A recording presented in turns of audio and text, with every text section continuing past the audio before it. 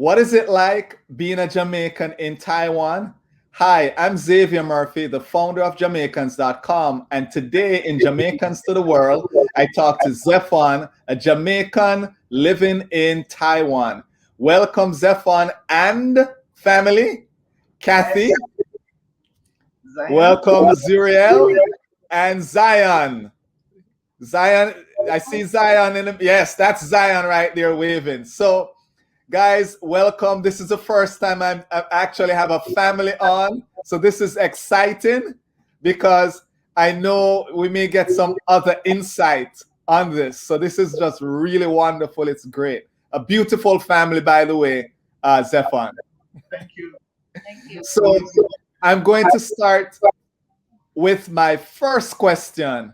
And the first question is, where in Jamaica you come from? Where you born, Zephon? Yeah. Hello, Xavier. Thank you for having us here. I was born in Port Antonio. Oh wow. Oh Yeah. wow.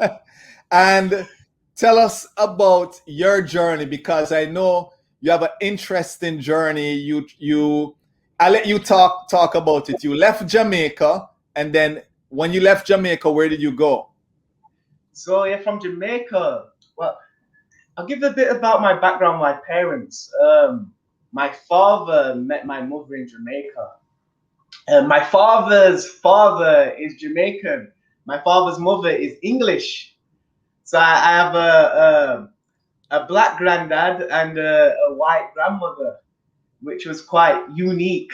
Um, my father brought me over at the age of 2 to England, where I kind of settled in Sheffield. But Okay. growing up, going through school, every summer I used to go back to Jamaica and spend the summer in Jamaica, which was a wonderful experience as a I'm child. sure. I am sure because I know summers you're getting that. I don't know if you went to the country, but that Oh, country experience. yes, beautiful. I mean, because England, very total different environment with the weather. England cold and rainy, whereas Jamaica tends to be the opposite. And I remember sometimes at the night time it was just warm in Jamaica, just hot. I remember even going to the shop, buying a drink. Um, but it was a wonderful experience, very fresh. I felt free, felt alive. Good, good. Memories of Jamaica. So, how did you get to Taiwan? Taiwan, I know. How did I get to Taiwan? Would you like to share? I think you should share. Well, I was living in a place called Sheffield, which is in the middle of England. We have the Scotland at the top, London at the bottom, and roughly in the middle's South Yorkshire, and that's where Sheffield, my city, was based. And my wife was studying in the university, and in the same university as my friend, they kind of shared the same student accommodation, and that's how I happened to meet her. Just he invited me over to a social gathering, and I happened to meet some of his friends that he was living with, and I met Kathy, and we was talking Okay. about things. Yeah, the first thing I got attracted to him because most of the topic people were talking is that, oh, which uni study, what subject. But we will first talk about many deep things like healthy, racism, educational difference, how society works. And I just think this guy is very special. Oh wow. So Yeah. it sounds like you all had a deep, deep conversation. We did. So so you had that deep conversation when you first met? Yeah, when we first met, man. Yeah. Oh wow. So then Zephon, it wasn't any lyrics. It wasn't that Oh, you were genuine. genuine, spiritual talk, deep talk, real talk. So then what happened? You moved back with her, because it seems that there's a nice love story kind of intermingled in this. Oh yes. Well, of course. When I'm meeting with it was my friend's friends, and it's just manners and respect, and it's just how I'm brought up, how we are brought up in Jamaica. We're supposed to just wherever we're going have manners where we're going. But we got after talking. I invited her to a lot of places to see a friend of mine and travel Sheffield a bit, so she can know a bit more about the place. Also, it's a long story, so I can't keep it very brief. No, But that's fine. You can give us the key moments of when you said, "I am going." I'm in love with Cathy, and and and I'm going back to Taiwan.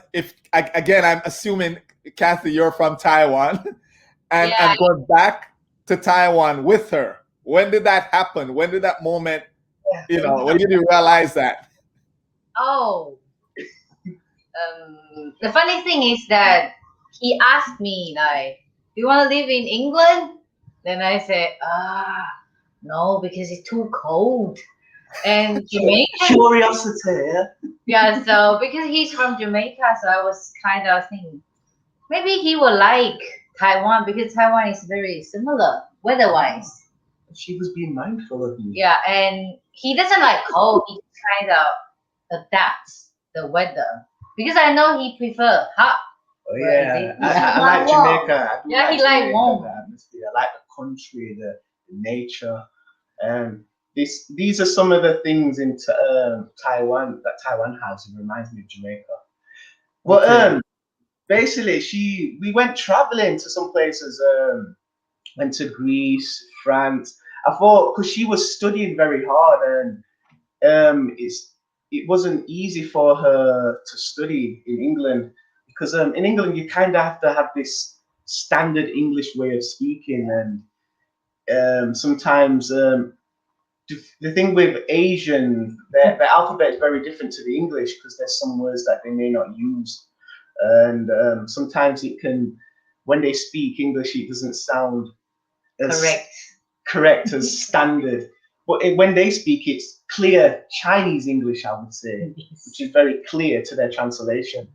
But which means she had to kind of focus on studying more, and she spent a lot of time studying, and spending more time on her work. And I just wanted to kind of maybe give her a break, let her have the experience to tour around England or Europe. So we went visiting some places like France, Greece, went to Scotland, went around the peaks of Aberdeen. Wow. The relationship kind of just got more deeper, and we bonded, and bond, literally bond. Yeah, like good friends, Right. And I think that's the essence, of marriage as well, Right. So we tend to forget the importance of the oneness. It's no longer about me or we have to be mindful of one another, kind of thing. And I love that. I love that when you and I were communicating, you said, "Listen, my family is me, and you're getting all of us when we do this. When we do this, you're getting all of us." So I love it. I love it. Family here, man. I'm going to move on to my actually, let me let you finish. So you came to Taiwan, or you in the travels, and through that process, she then invited me back to Taiwan. Yeah. Okay. So, and here I am, We didn't really think we're gonna settle down here, but we just go with flow, and then because I like ocean, I get into the water sport. So where we stay currently here It's nearby mountain, ocean. You know, you can do surfing, scuba diving, and then because we have children, so we're gonna have to kind of decide like where we're gonna stay. Then he asked me again, like, do you like England? Then I say I like it, but I don't really want to live there at this moment. So then I think that's how we get here. So before you go on to the next question, I just wanted to kind of mention, because it's very rare for a person to meet with somebody else from a total different area. Because I have a few challenges with people who would say, why you being committed with this person, you know, to travel abroad, and because it's quite a challenging situation for people coming from their perspectives. And here I am living in England, meeting somebody who lives in Taiwan, and we don't know what's going to happen, and we're in a relationship kind of thing. And but for me, I was kind of wondering, you know, if she was, you know, wanting to make it work. I wanted to know about whether she did like England or not, whether how she felt being here, because she's coming into a different environment which is different from her cultural background. So I know it's quite challenging. So just trying my best to kind of be mindful, and it's not that I was expecting to be with her or marry her at the time. It's just at the time I was just trying to understand her as a person. But then things got more deeper, and a lot of people tend to be very try to be mindful of the relationship I'm in, and saying maybe it's not worth it because she's from this area. How are you gonna keep relationship? You're living here and she's living there. But a lot of people were just trying to share. They were just sharing their fears and their thoughts, and they were just trying to support in their way. But for me, I was just willing to just go with the flow of everything, man, and see what happens. You know, leave everything in the Most High's hands. You know, and be too concerned. You know, try to be more positive about the situation. Yeah. Great. So, the people in Taiwan, what are the people like? And I'm going to do this twofold. You are a black man in Taiwan. And so, you know, I'm twofold. What are the people like? And then your experience being that, hey, you know, you're black and you're in Taiwan.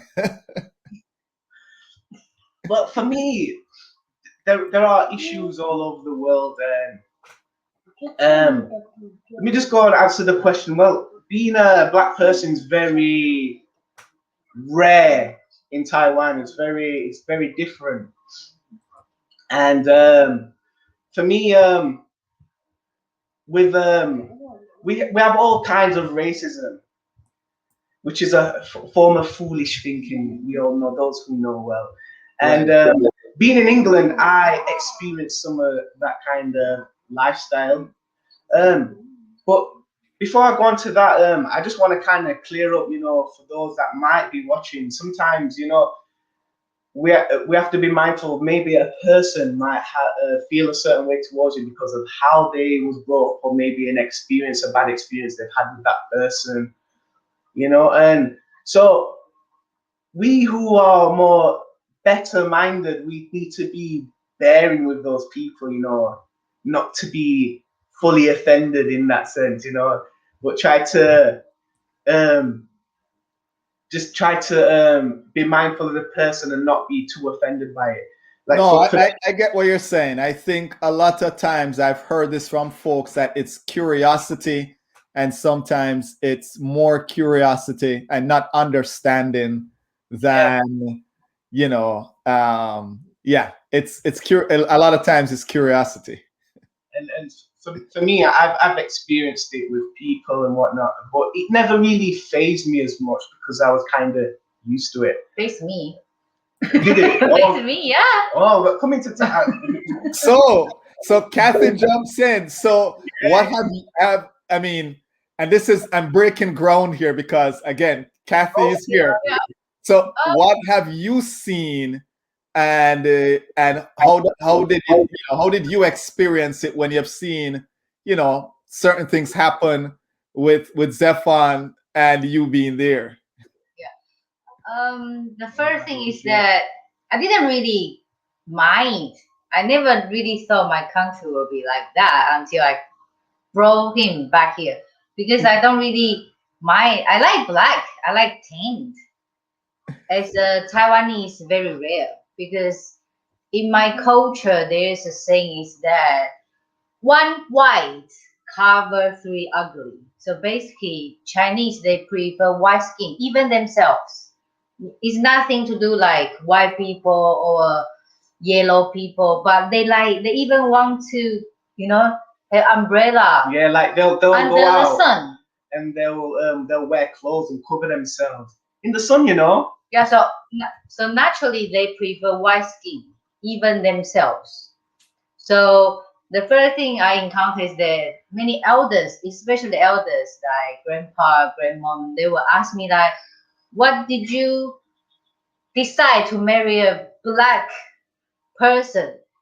And I usually respond like, "What's wrong with it? Because if we tear our skin, we all have flesh, blood, bones. We are the same." And the second, the second thing is that they will ask me like, "Oh, I have experience like he is a boy," and one grandmom say, "Oh, fortunately he's not a girl because the girl should be white, then would be pretty." And then I Mm. just answer like, "No, I like he tint, no matter it's boy or girl, and the brown skin is pretty and beautiful." And then the third thing is that when next time grandmom see this girl, and then she will say, "Oh, fortunately, she's not as brown as Zion." Then I say, "No, I just said Me, this is all yes." foolish I would just say, "No, thinking. she's pretty as this, like brown skin and very sunshine and very healthy."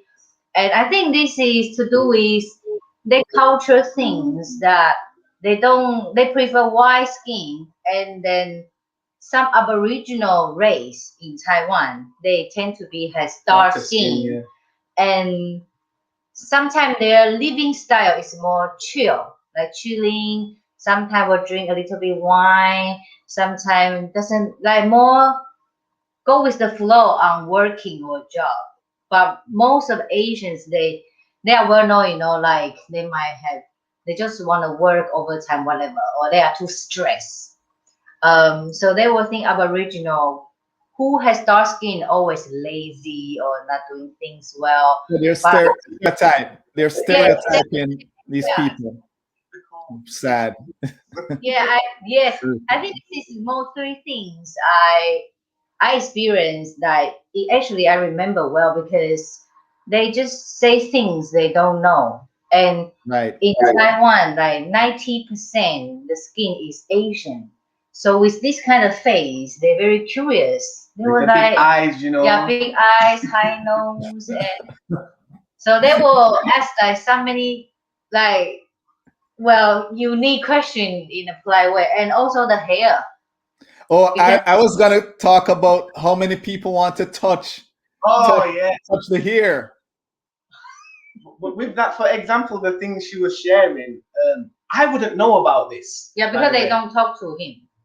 And one of the things I experienced with Asian people in general, they're very reserved. They're not really open directly with speech, whereas we have that Right. saying that we love the truth in it. Oh We yeah, value we're gonna tell you like it is. We either like you or we don't like you. about Jamaican people because at least you know where you stand. You know. Yes. Here is they don't with the truth. They sometimes people are afraid to speak the truth and they will they'll gossip in to neighbors. Maybe they want to know something about this person. Instead of going to the person and asking them, "Oh, I heard you're not so well, so I thought I couldn't see you. How are you? They'll talk to the other person. Oh, have you seen so-so? I've not heard about that person. Or have you seen so-and-so? And they're kind of more reserved. They don't really like confrontation. And sometimes in our life, we have to deal with it. You know, we can't always avoid it. So this kind of culture is very different. And so to a lot of people, maybe from the Western side of the world, it can give a lot of the wrong impression. And regarding touching the hair, you know, sometimes, I mean, people will want to, oh, they'll say hello to myself, oh, he's beautiful, and then put their hand in his hair and touch, and we try to, and sometimes we'll say, oh, Mayo Shame one. Mayo Shame one. Don't ask. You didn't ask me first. You just put your hand in my head. But the thing is, we try to help people to understand that, you know, to just put your hand in somebody's hair can give the wrong impression, you know. Right. And sometimes not everybody is mindful in that sense. And I see. Yeah. Yep. Totally understand. My you know, my daughter was in Korea. She studied in Korea for a couple months, and you know, she'd said people try and touch her hair like secretly, you know. Maybe even take a picture, you know. Then I look on them phone. Like I said, then I look on themselves or give themselves a selfie, and then I take a picture of you. Yes. Yes. It's the I can understand that a lot of them are very shy, but the behavior can give the totally the wrong impression, and it's something that I feel they need to kind of meditate more about. Right. As a nature, as a cultural, as a culture, that they should kind of consider being mindful of one another, because it's manners. All right. You know. But so in on a whole, I know you guys have you know a business. I know you have brought the Jamaican culture in terms of the food there to Taiwan, and you know, you want to tell us a little bit about that. But here's where I'm going. How has the people warmed to the food and to you kind of introducing them to an extent to, you know, a little bit of Jamaica? And I think I saw you had did you have a drink there? I think earlier I see, was it I'll let Cathy share and talk about it now. Also, we'll just kind of go into it together. Okay, Jamaican food, before we push out, try to introduce to Taiwanese. The reason first behind that Taiwan, they don't really know about Jamaica, or they don't really know about, you know, whole world in a sense. And we just decided to share some cultures. And before we do that, actually, I just enjoy his food at home, like literally in the house. He cook more than me, and every time I cook, it's always Taiwanese style. But he can cook different Jamaican food, and I like it. So I'm gonna stop. I'm gonna step in for a minute. Zephon, have you taken Cathy for Jamaican Chinese food yet? No, Jamaican Chinese food. No, but maybe the only access she can have if I cook it for her. Yeah, I know. Okay, because Jamaican Chinese food is totally different from Chinese food. No, I know. I think I can imagine as well. Well, I'm gonna do a shameless plug.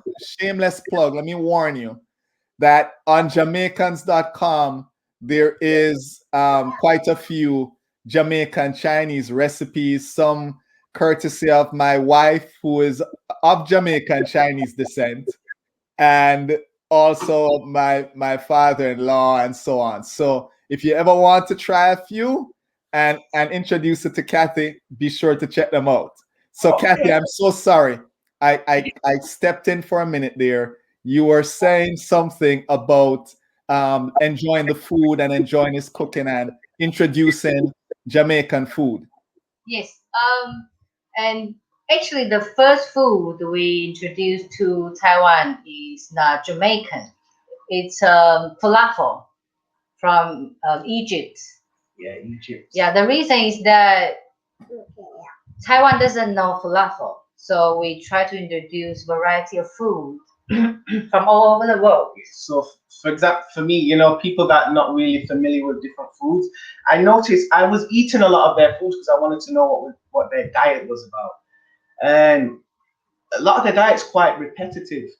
Um, and some foods that I mentioned and share with Kathy, they didn't know about. So I thought this might be a good way of time to try and share.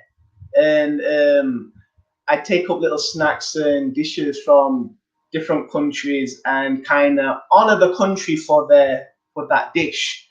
Okay. But maybe sometimes I might add a little to it and make it a little more healthier, you know, a little more seasoned and, you know, add a little Jamaican style twist to it. And with a way of just kind of sharing and educating people about maybe a pea like chickpeas. It's not something that kind of they grow in Taiwan. It's imported. So we made use of the chickpeas and shared the falafel. It was something that I liked when I tried it in England, and a lot of people like, and it was a healthy food to eat. So and I know you're into healthy food and so on, but there is some juices, some Jamaican juices, and some other things that's and what is that one? that's saying, What's is that, that? you do know it's ginger beer. So it's ginger beer. It's a little shy, you know. You don't need to be shy. And what's So that one? So here we have the natural ginger beer, the strong Potent. throat beer. Yeah, the potent one.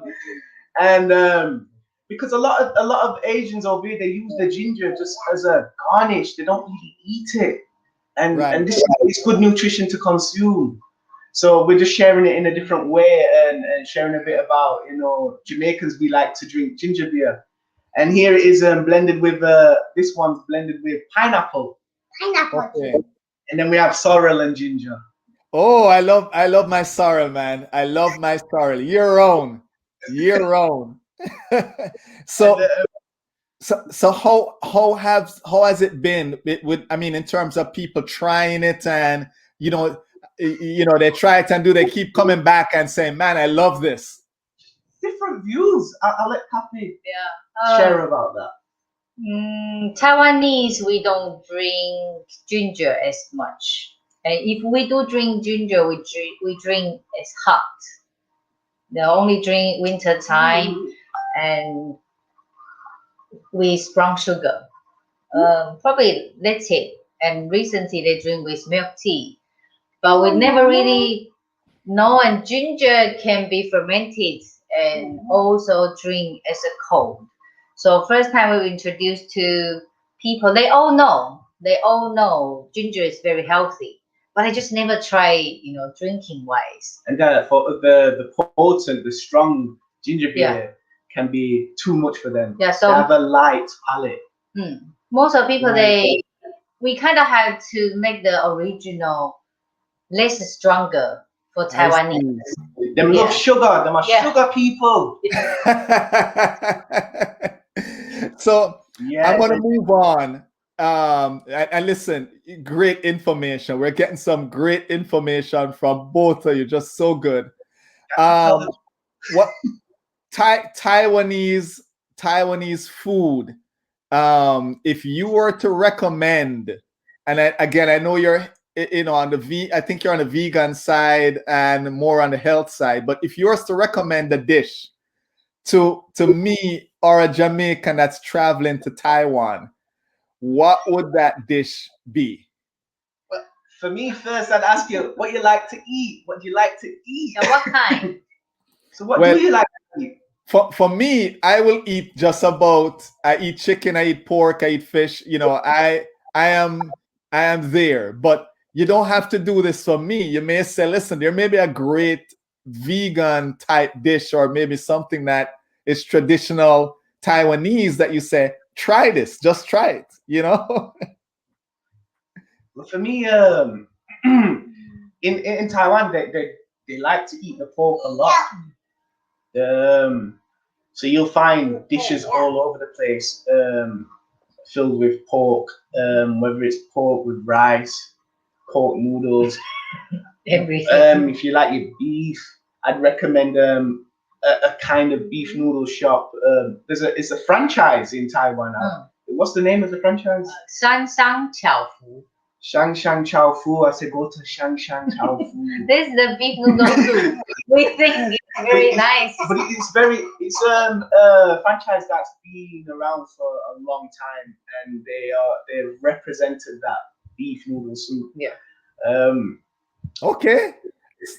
So Shang Shang Chow, try the beef noodle. Yeah, beef noodle soup. Yeah, the beef noodle soup. All right. I think for me, there's when I came here, there's something that I liked. Being in England, I have a sweet tooth as well, eating the candy them and sweeties but Taiwan, their sweets, a lot of their sweets are kind of more healthier than English, more bland as well. There's a thing called mi fansu, which is sweet potato, and I believe it's glazed in a lot of brown sugar. Malt. Malt. Why it tastes so sweet? It's cookie. No? With just malt alone. Malt and sometimes I will put crystal sugar or okay, yeah, red sugar. And it just tastes nice. Too much can put some weight on you, but it tastes nice, man. Like they cook. Yeah, our coconut drops. Oh. So maybe it's like they kind of let it set. Yeah, right. So after being cooked, but I like it warm, fresh. It's really nice. It's called mi fansu, or in English, sweet potato and sugar and malt. So since you started talking the language now, let me move on to language. Have you learned? And again, let me not assume, but it sounds like you have some of it here. What's the local language? Because again, I know in different countries, even though China is China, everyone thinks Chinese. You may be in a region where it's a different language. And so I don't want to assume, what's the language, and also have you, Zephon, learned the language? Okay, so the language they speak in here will be either the Aboriginal, there's Taiwanese. Just correct me if I miss anything or if I make a mistake. There's Mandarin. Also, there's tribal languages such as Hakka. No. Aboriginal tribal language. Oh, Aboriginal variety of tribal languages. Yeah. And Hakka in Taiwan. Do you want to share a bit more about Hakka? Okay. Actually, before Taiwan, Taiwan full of Aboriginal. So actually, I'm a new immigrant from China. So Chinese people came to here, and two group of main Chinese people came to here. One called Minnan, one called Hakka. Minnan speak Taiwanese. Hakka speak Hakka language. So this group of Chinese people immigrate from China to Taiwan. So this is two main native language in Taiwan. It's a Chinese blood. And also he mentioned there are variety of tribal language. They speak their own Aboriginal language. Will be more similar like Indian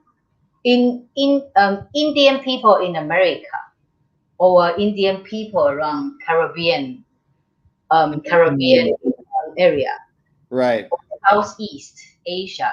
And then we speak Mandarin, which is same as Chinese people are speaking. Same Mandarin, but just writing style is different. We use traditional Chinese, which is the only country all over the world still using this.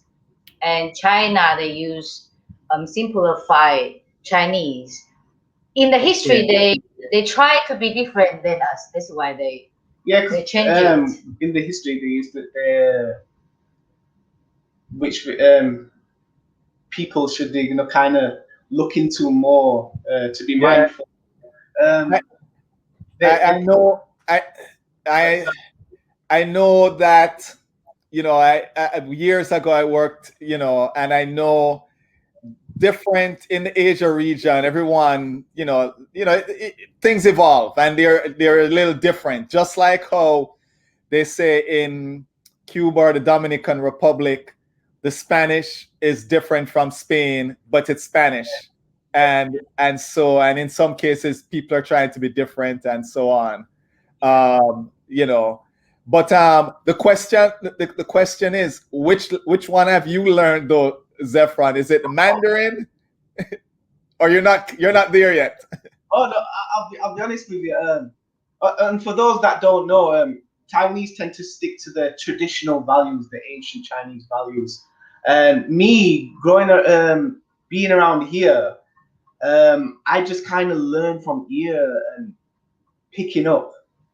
And the more you hear and the more you around the environment, you tend to pick it up and learn it. Just like children, um, these two, they're having to learn multi languages.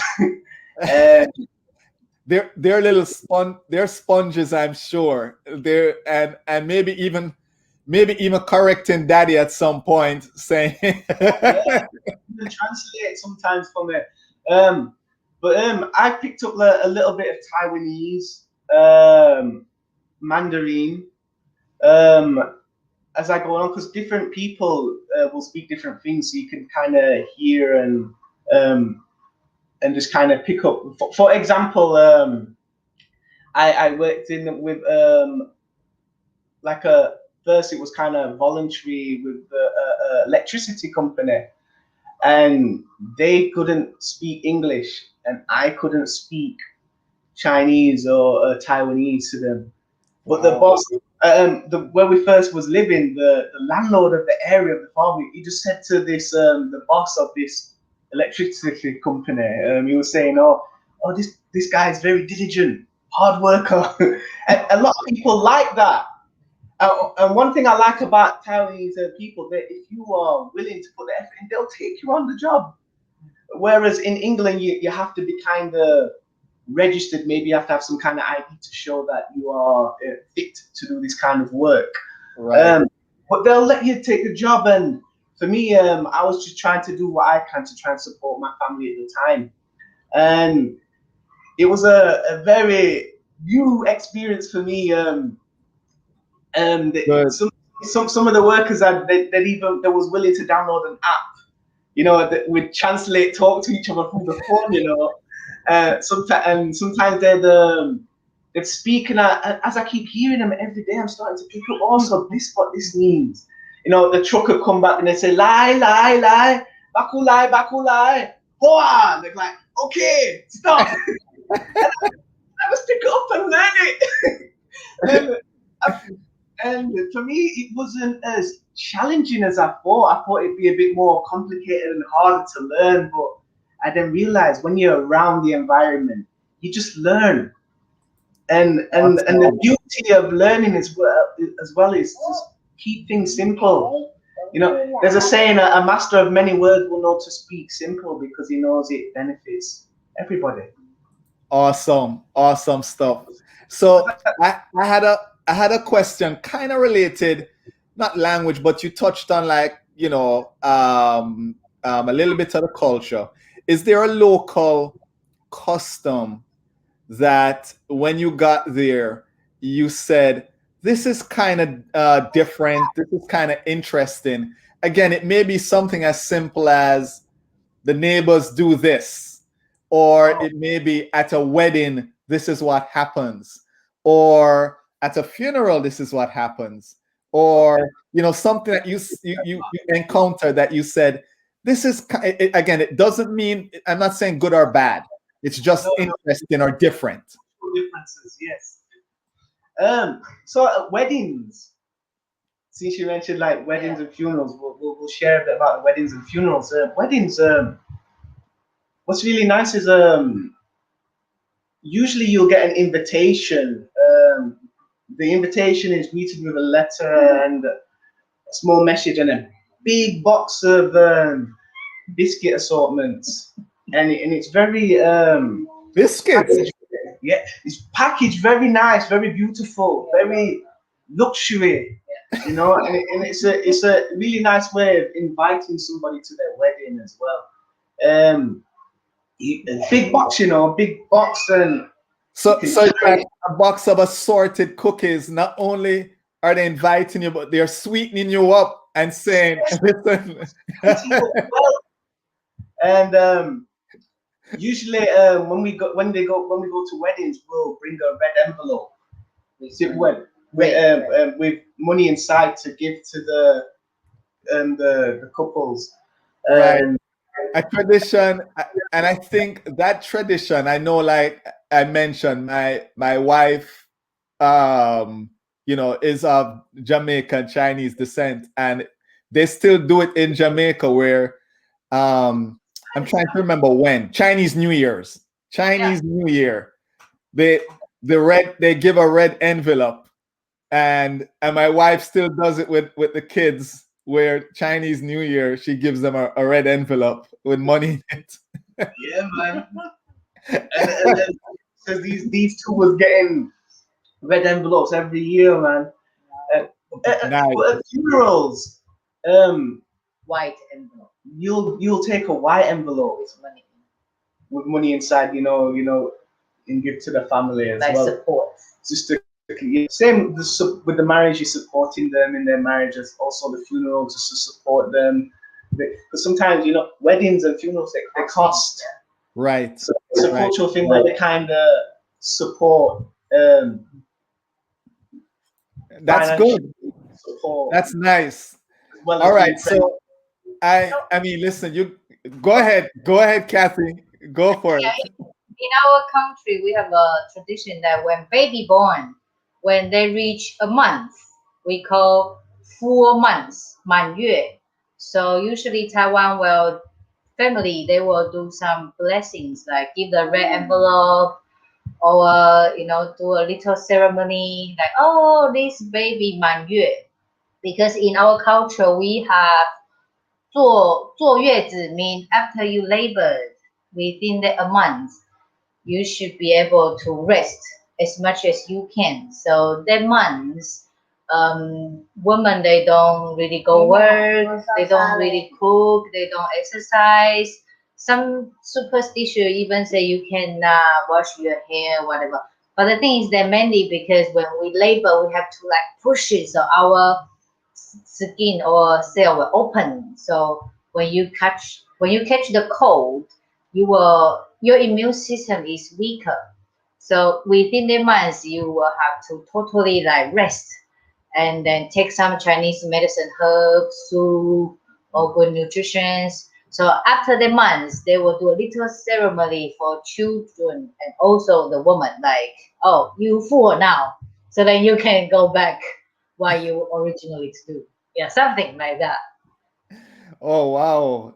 A good one. I'm sure many ladies who are hearing this are gonna say, hey, maybe I should look into not doing anything for a few months. They push you out, Western culture. They put you to that hospital, baby born, the next day or 2 days, you're done. I have a strange experience that I had as well, working in a company. Something that they do a lot in Taiwan as well. Usually big companies tend to hold like a party at the end of the year. And they also will give red envelopes In the to end of the year. at the end of the year to their workers. But I experienced this, but also I experienced looking over to the stage. I saw this pole. I was like, is that a dancing pole? And two women come out in a bikini and start doing their thing on the pole. And what was What? strange? I know exactly. That's how I was feeling. This is an What- office party. Yes, Yeah. and some of the workers' wives are present. Wow.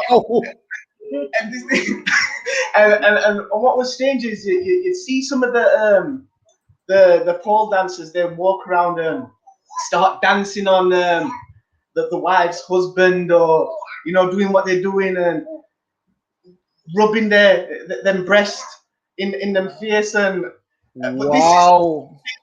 that is normal to them. And Wow. I'm hearing the boss going J Fong, because J Fong is my Chinese name. Zephon J Fong is another way Okay. to kind of say. And I'm hearing, no, J Fong pointing, getting all excited at me, and I'm thinking, what was he getting all excited about? And then after a moment, these two women come riding over, trying to sit on my lap, and I'm like, no. I'm there with the chopsticks, trying to take up some food and feed them cake. I'm like, you can't do that to me. And it was an experience that was so unexpected. It was very normal for them, but I had to be mindful because I know that I don't think many wives would like that or Right. appreciate that. I know I wouldn't, Right. and so it's something That's interesting. I thought I'd have to I'd share it, because that was something that you wouldn't really see where in Jamaica or in England where I've worked and lived. So I just think you put out a word that if anybody is going there, wives are going with their husbands to any office party. If the husband is moving there, she's going, and she's going to the office party. So you guys, listen, you guys provided me with, and the user, and sorry, the visitors, with some great information. One of the questions I had was this one: what would you say if someone was to visit, and I know Taiwan, it's big, but even your region, what would be an experience that you would recommend, or a place to visit? And again, it don't necessarily have to be a touristy place. You'd say, listen, maybe it's, come at this time because there's this really nice festival, or this beautiful festival, or watching the sunrise, here, or this ceremony. Or what would that experience be that you would recommend to our viewers?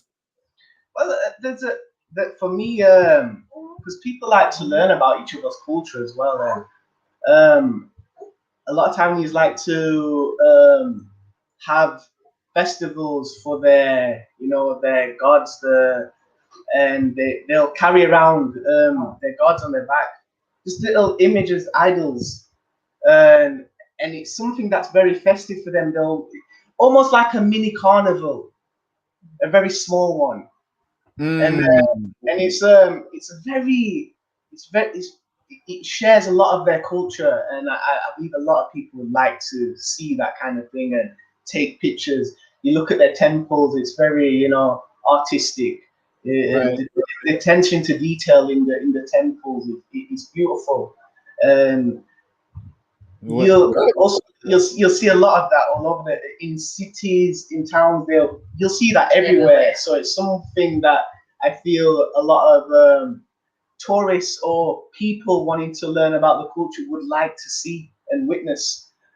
Also, for me, is the natural beauty, the nature. Um, there's the eastern side of Taiwan where the typhoons hit a lot, and they say that's a very beautiful place because it's been watered hard by the typhoon, and a lot of natural beauties based alongside of Taiwan. I Also, see. some people like to tour the whole of Taiwan, and that's quite a fascinating experience for people as well. Okay. All right.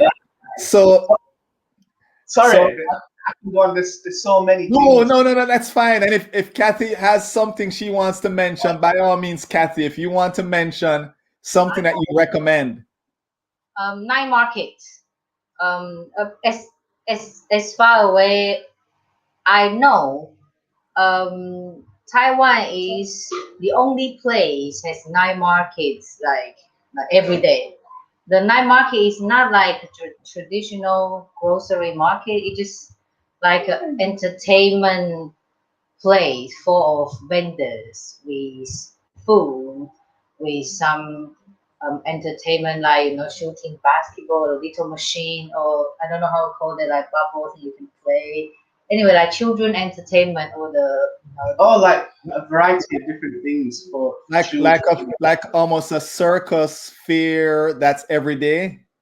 yes, similar. Something like that, but like a mini version. Some people might even they just come into the night market and they just set up a bouncy castle, Yeah, and children they just you just pay the children have some time on the bouncy castle. Some people might set up some balloons and you have your little gun or archers and you fire your arrows and try to pop the balloon, try and win yourself a teddy stuffed animal. Different varieties of food, mini little restaurant setups, clothes, anything, accessories, everything, Okay. fruits. Okay. So you go there, you go there, you can go there and shop and get entertained and spend like a full day just kind of being there, it sounds like. Yeah, and what the thing is about this place, it's open very late as well in the night. Well, through is it to 11 to 12 kind yeah, or some even 2 o'clock. Some can even open till 2 o'clock, and it's just like a mini local convenience store in that sense for people that just want to get out. You can even go and take your phone to get your phone repaired. Some people might have a vendor and they just fix phones, watches, Great. and variety of things, and All it's right. and that's a very big experience for and something that's a very big tradition in Taiwan of culture, night markets. Where's your seven? So so Zephon, when you mention to someone that you're from Jamaica, what do they typically say? Or you can give me one experience, what typically happens, or Oh, yes. Like, oh, No. I said, oh, Nalia, where you from? I'll say Jamaica. I'll say Yamaija, which is Jamaica. Yamaija. And they say, oh, Usain Bolt. Always the response I get. Only know Usain Bolt. Second one. We. Oh yeah, cannabis, weed. So That's it. there's a lot, and not so many of them know even about like Bob Marley, you know. So you kind of get an idea of how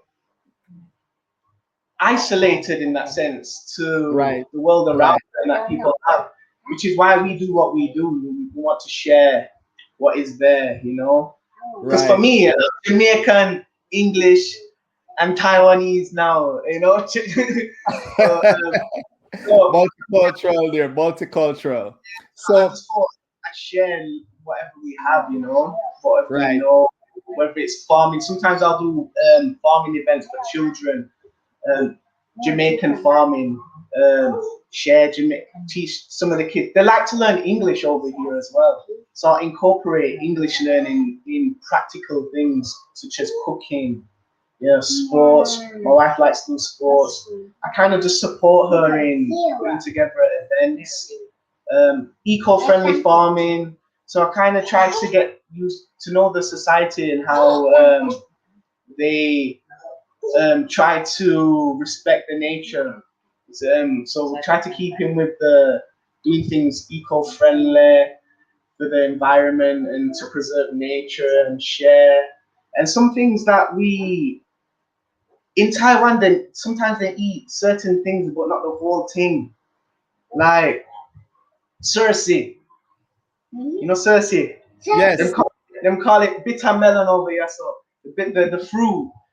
But we will blend up or heat up the bush as well and drink it, which is something that they don't really do. So Okay. things like that I'll share, and you know, So, Coconut. so you're saying they eat the fruit, right? yes, But they don't use the bush for the tea or do anything else with the bush. not, and you want to share another one, coconut. We drink coconut water. But let's see. And then I touch the jelly. Yeah, don't not jelly. Wow. So I have to ask this question. So what's the experience when you share the jelly with someone? What's the experience been like when you finally showed someone, hey, this is the jelly? Were they blown away? Mm. We haven't really shared. Not experienced it as But yet my to that grandma. stage. Yeah, Okay. but my grandma used to. My grandma used to eat jelly, but the response, from my experience, people know it can be eaten, but just not a common thing for people to eat or cook, like the coconut drop. He shared with me. We all know it can eat. We all know the coconut can make balls. We all know leaves can make something, but we just don't use it. Just drink water. I So see. wait, again, Yeah, missing Well, out on the nutrition. I well, know. y'all gotta let me know when you blow someone's mind with some of this stuff that you're teaching them at some point. Let me know. So, guys, again, thank you for telling us a little bit about Taiwan, the culture there. I'm winding down. Second to last question is this one. And Zephon, you land in Jamaica. And I'm going, and because you have Cathy with you, I'm going to make this different. This question is going to be a little different because you have Cathy with you. The first part of the question is this: you land in Jamaica. What's that first thing you're doing? Whether it be the beach, whether it be some type of food you're going for, whether it be you're going to see this, right? And then the second part of the question is this one: what are you going to take Cathy to experience that you have been telling her about and she hasn't experienced yet? So it's People.